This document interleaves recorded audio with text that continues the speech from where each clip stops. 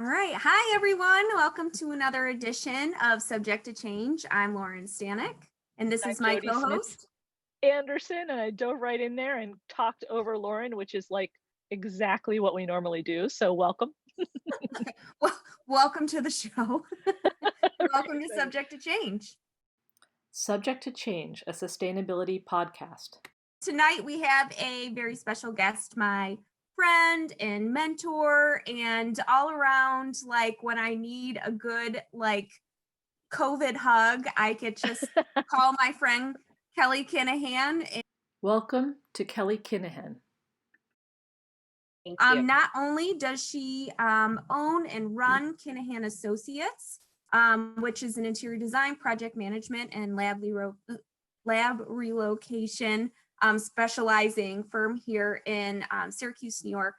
Cool. But in addition to that, she also has her awesome side project becoming a forefront project, KK Discovers and Project Love. So Kelly, welcome. Thank you. Yeah. I love And in that. addition, everyone will notice the hand signals there. She's a devoted yogi, Pilates instructor of Pilates with Purpose.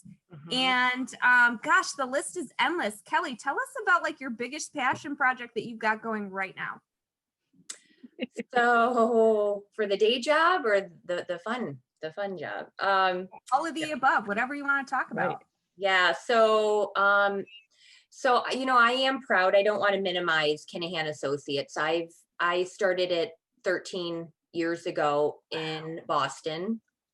I was consulting for laboratories, startup biotech companies. Yeah, so I've been doing that for about 13 years, and I'm really proud of where it's at today.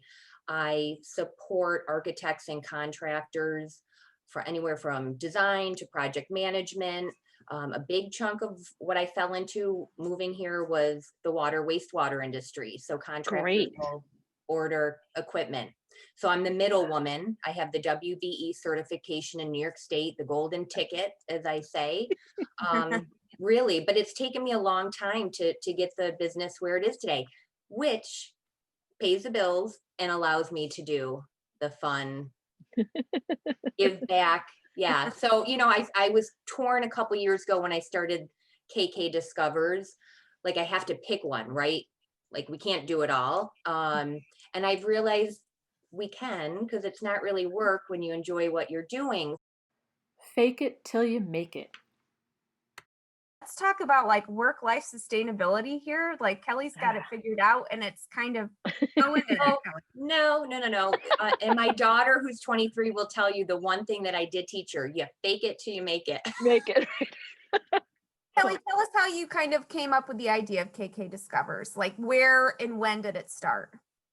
It actually started, I was visiting my daughter who was studying abroad, and she was in Morocco. We hit Portugal and Spain, and she gets tattoos. She travels all over, and she was going to get a tattoo and wanted me to get one with her. And I came up with, I call it my one love.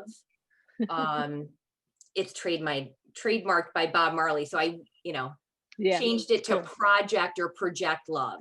But it's for me, it was my one love. The circle represents the world, and we all have one heart, right? Or Perfect.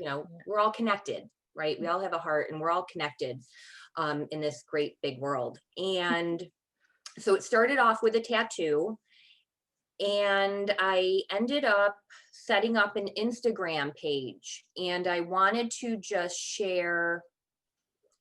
My first post ever was just, so KK is my initials, Kelly Kinahan, and that's what the grandkids call me. I'm KK. I just kind of wanted to use it as a platform to share things that I discover with other people. It's surprising how many people don't realize how exciting it is when you're open to new discoveries and when you're looking for them. And I think one of the things that I've discovered so far in this subject to change process is how much you can discover just by having a conversation with someone else for a half an hour or 45 minutes. And it's amazing. And I'm so glad you joined us. This is great. Do you think that you were always connected? So you have the circle, the world, the heart, right? And we're talking about this in the connection. Do you think that you've always had that connection, or was that something that was fostered through your practice of yoga and Pilates and going into a more slower pace? I don't know, like how did you start to make that connection? You know, I think it actually goes back to my childhood, right? I had dreams of being a dancer, and I was Very cool. told when I graduated, well, you know, you can't go to college for that. And so I was taking drafting courses since my junior. So I ended up going into the interior design aspect, which was still a, you know, a passion, the creative side. But I feel like if you haven't read the book, The Alchemist, I highly recommend it. I just actually read it in the past year and a half. The Alchemist by Paulo Coelho. Okay, I'm not going to give it away. For me, Tease.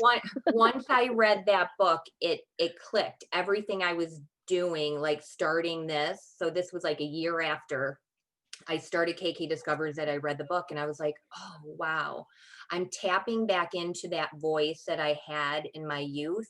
Yeah. The calling that, you know, that was pulling on my heartstrings. So I just feel like I'm actually just tapping back into what was always inside of me. You know, a little wiser now, but just listening to my heart and following it. You know, and then just trying to inspire others to do the same. Fantastic.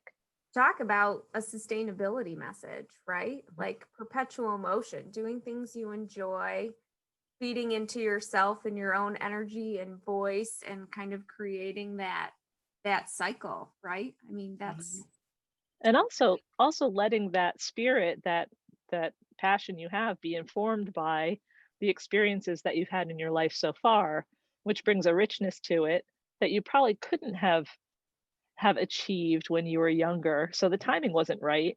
And No. recognizing that timing is part of all of this as well, and revisiting ideas and Yes. growing them, Yes. which I find amazing. And I know in the design industry, and I know in sustainability work, having that kind of repeated check-in just kind of builds the depth of the information Mm-hmm. and the value of it. Challenges and insights. I was diagnosed with Lyme disease. So I had Frustrating. some health issues. That then led me to, you know, doctors, and I have an autoimmune, which I know a lot of people probably do, but just going on that journey, it led me to deepening my yoga practice, to getting certified in Pilates, learning about Ayurveda, which is the first life science. It goes back 5,000 years, and it's just learning to listen to your body. It's fueling your mind, your body, your spirit. So again, it's just this journey that has led and evolved KK Discovers to just kind of share health and wellness now. I'm teaching Pilates. I'm working on my master Reiki. I've 1 and 2 Reiki certification. So healing energy. and she's amazing, by the way. Be your own health advocate. Dr. Very cool. Poots, PUC. She's with Integrative Medicine of Central New York. She was an oncologist for years at Hematology Oncology, where I actually have a hematologist because I have a low platelet count. I did not know her there. And she's also a Lyme expert, but she will incorporate medicine, right? I mean, medicine's great when you need medicine. Like I said, I did the 2-month IV last fall, and I'm not anti-meds. I want that to be a last resort. I've learned in the past 3-4 years to become my own healthcare advocate. Which is phenomenal. And that is something that I wish everybody understood how to do. I mean, I don't understand how to do it, but I lived in the Netherlands for a little while, and it was like inherent. It was socialized medicine, but you had to speak up and say, this is what I need. And then you certainly got the care you needed.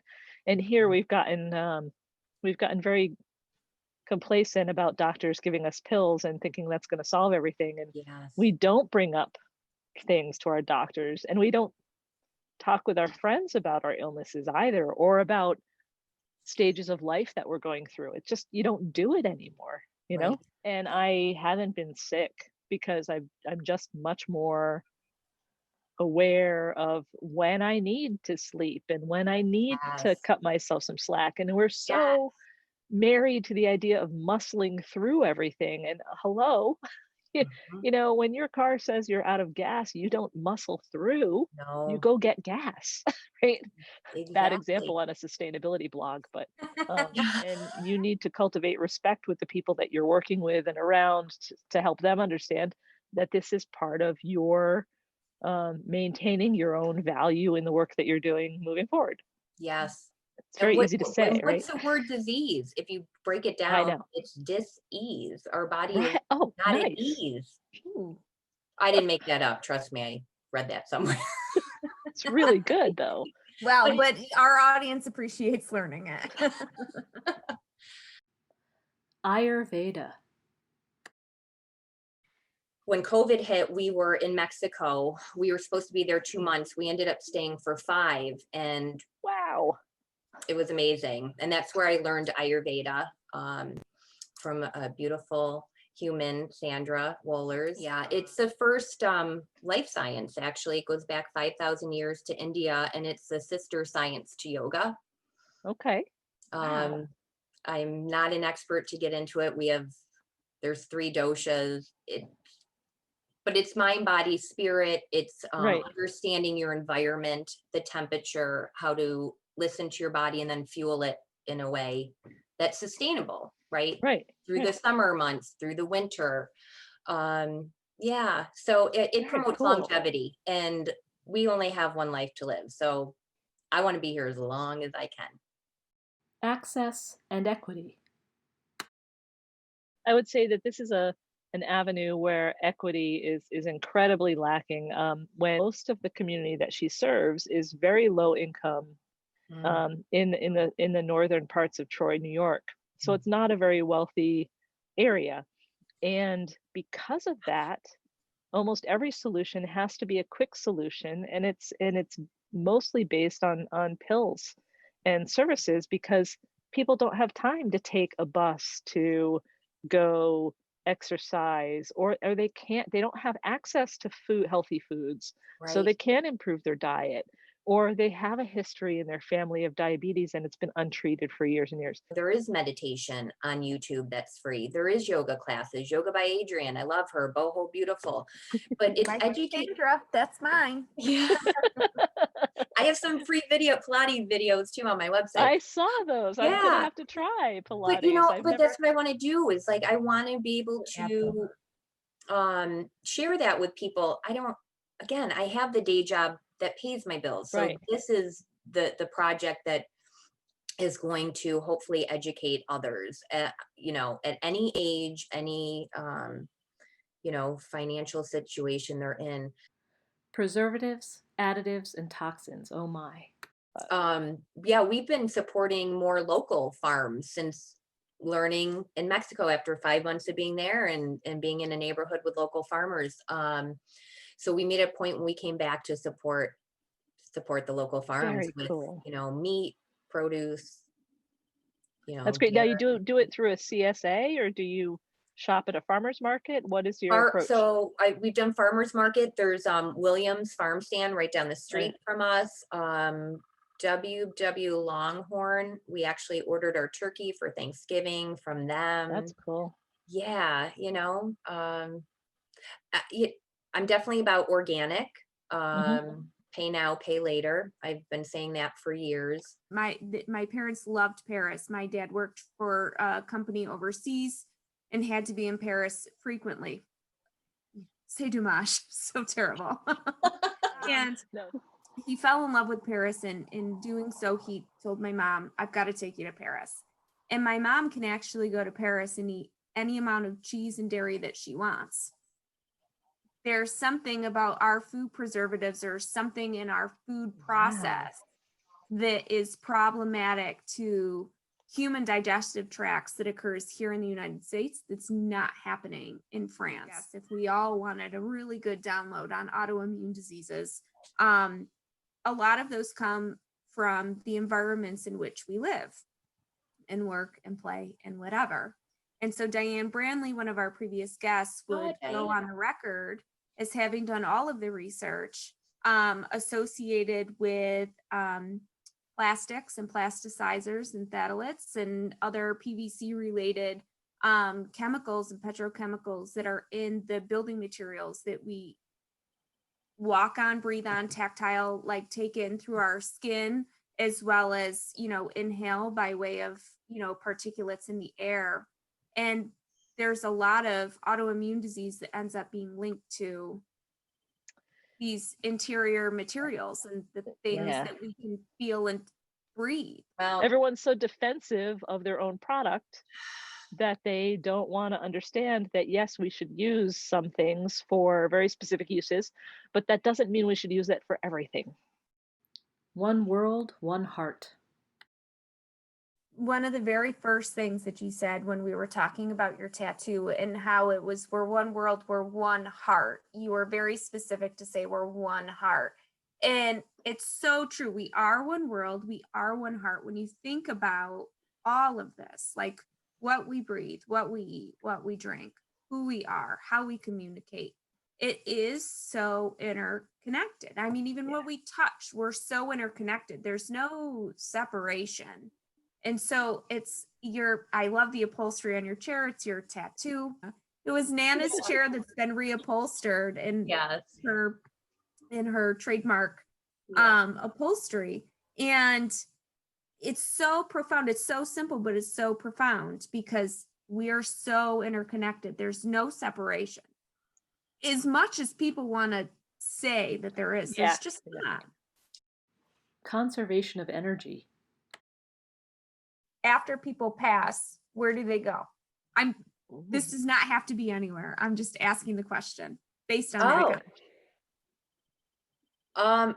We're still around. I have my faith has been my journey too. I was raised, I'll say it, I was raised Catholic. I do believe in heaven. I believe in God. I believe in Jesus because I was raised under the Catholic faith. My grandmother comes through. She comes through. I see her in dreams. I see her in nature. Like I still feel her. So that's cool. We're still around. And I've said to my daughter when she was younger, as little kids, they saw something on TV and she said, Mom, I don't want you to die. And I said, well, it's not going to happen today, but it will someday, hopefully a long time. And I said, I'm going to always be with you. And I really believe that. And I want her to feel that and know that. And I find comfort in that, right? Just getting through life and dealing with loss. We continue. I believe it. I feel it. One of the things that's changed for me over the last 10 years is just being much more aware of how we're connected beyond the human population. How we're connected to nature, how breezes affect us, how our breath affects breezes. And there's an ebb and flow of that energy constantly.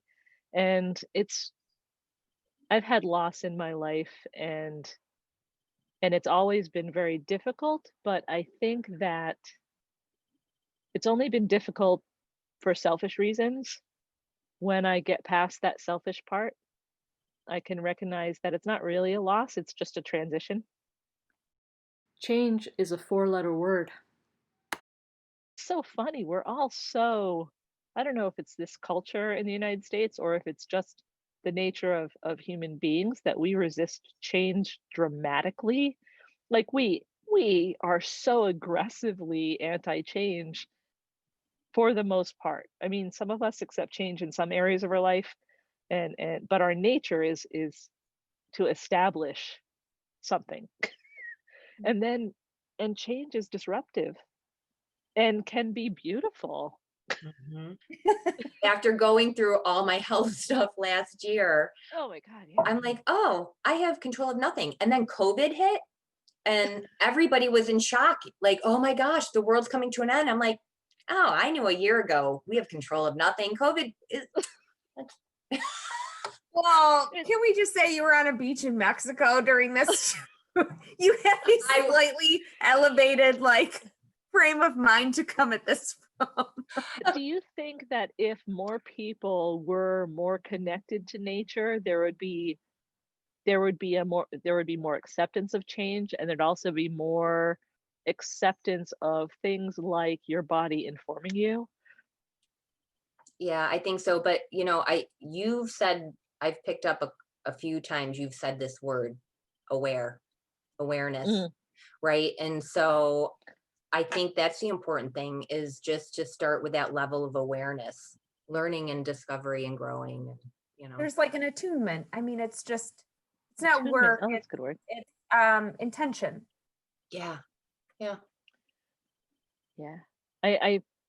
And you're part of what I think you're seeking is a way to help other people create that attunement and become aware that they're not aware, I think is the first step, right? Yeah. Giving back. I looked at a couple of the links that you sent, and one of them related to your logo is about clothing and using clothing to support other initiatives. Did I pick up on that right? Or You did. tell me a little more about that. Yeah. So I trademarked the logo, and I started with a t-shirt, black t-shirt with a white logo, and teamed with, my first project was with Ophelia's Place in Liverpool, and they support people with eating disorders. Okay. So just with, the health and wellness aspect, I just reached out and I said, I want to start selling this line of apparel, Project Love. It's a noun and a verb, right? So I like that too. Project. We work on a Project Love, to project, give, spread that love somewhere else, out in the world community. Yeah. So I reached out and just said, can I team with you? I'd like to donate 10% of my sales to your organization. So now I'm bringing awareness on my social media, to their cause while giving back. And I always, at the end of the year, I've been doing this for a couple years now. I always match whatever, the 10%. That's really cool. I do. I match again.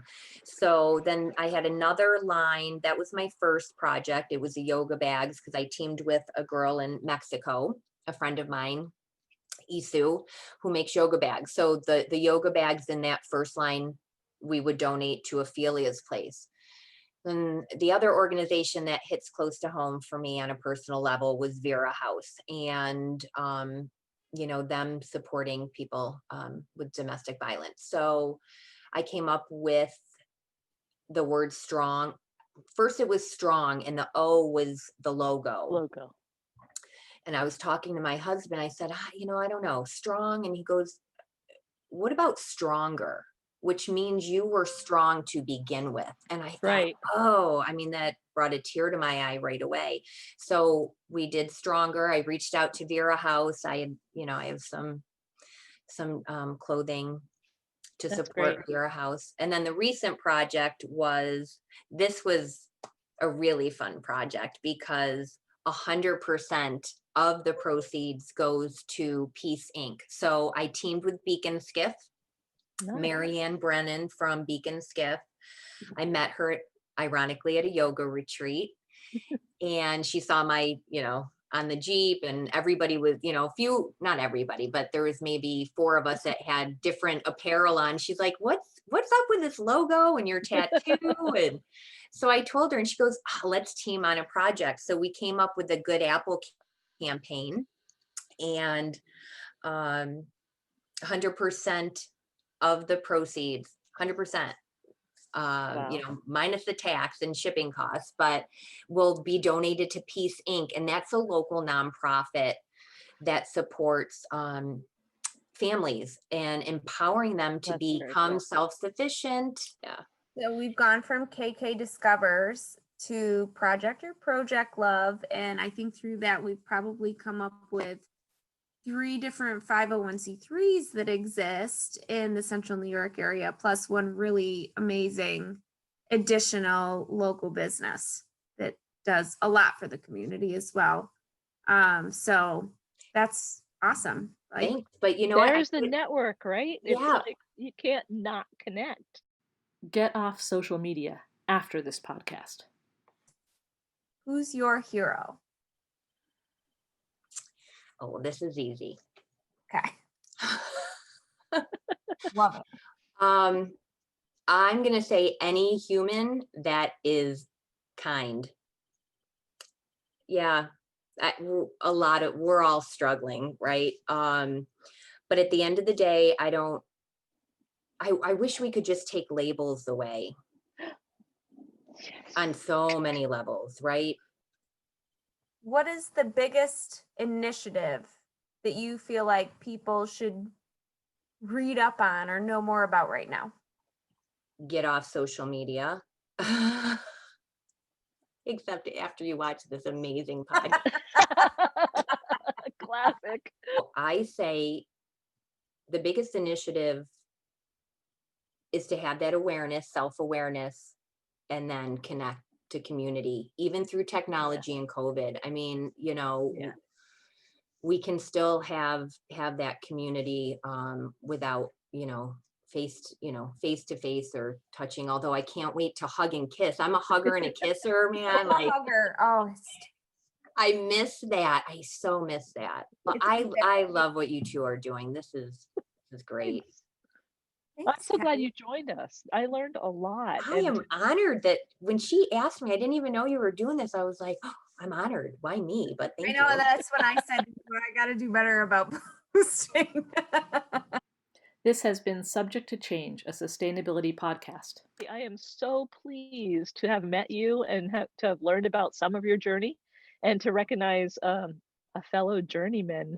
And I use journeyman in the term of someone who's on a journey, but also a journeyman as someone who learns by doing. Yeah. So thank you for being here with us. Thank you. Thank you for having me. I am honored. I love what you're doing. And yeah, keep it up. Thanks so much for joining us, Kelly. And I'm so glad that I could connect the two of you and Kelly with the rest of our audience, because I think that special, amazing, really positive people need to be put out onto, onto the masses so that really positive messages can be spread. So thanks so much, Kelly, for taking the time to talk to us tonight. And this has been another episode of Subject to Change. Thanks so much and have a great day. End credits, including our interviewee, Kelly Kinahan. Thank you from Jodi Smits-Anderson and Lauren Stanek. There is enough work out there for all of us. I have said that a million times, especially regarding architecture and design and renovation and energy work and knowledge, the knowledge industry. There is so much we have to accomplish and not enough people working on it. There is no competition. We just need to open the floodgates.